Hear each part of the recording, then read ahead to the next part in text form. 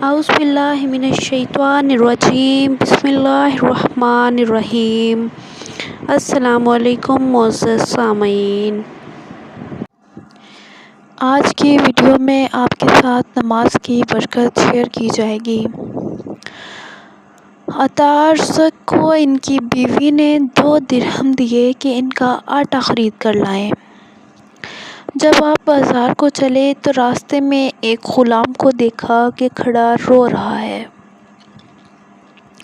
جب اس غلام سے رونے کی وجہ پوچھی تو اس نے جواب دیا، مجھے مولا نے 2 درہم دیے تھے سودے کے لیے، وہ کھو گئے ہیں، اب وہ مجھے بہت مارے گا۔ حضرت نے دونوں درہم اسے دے دیے اور شام تک نماز میں مشغول رہے اور منتظر تھے کہ کچھ ملے، مگر کچھ میسر نہ ہوا۔ جب شام ہوئی تو اپنے ایک دوست بڑھئی کی دکان پر بیٹھ گئے۔ اس نے کہا، یہ کھورا لے جاؤ، تندور گرم کرنے کی ضرورت ہو تو کام آئے گا، اور کچھ میرے پاس نہیں جو آپ کی خدمت کروں۔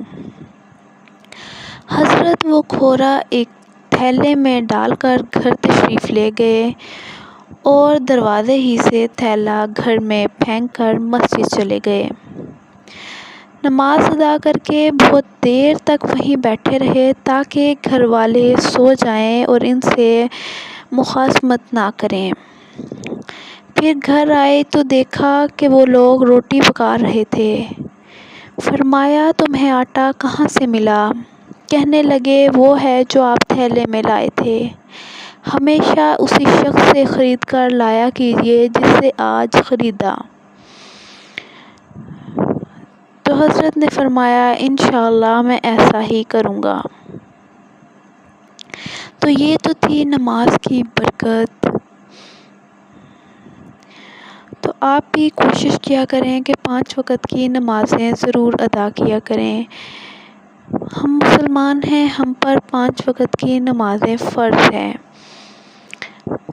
جتنی جلدی ممکن ہو سکے نماز ادا کرنے میں جلدی کیا کریں، یعنی کہ یہاں جلدی سے مراد تیز نماز پڑھنا نہیں ہے، بلکہ جلدی سے مراد یہ ہے کہ جیسے ہی اذان ہو مقررہ وقت کے اندر فوراً نماز ادا کر لینی چاہیے۔ خود بھی نماز پڑھیں اور اپنے گھر والوں کو بھی تلقین کریں کہ وہ نماز کبھی نہ چھوڑیں۔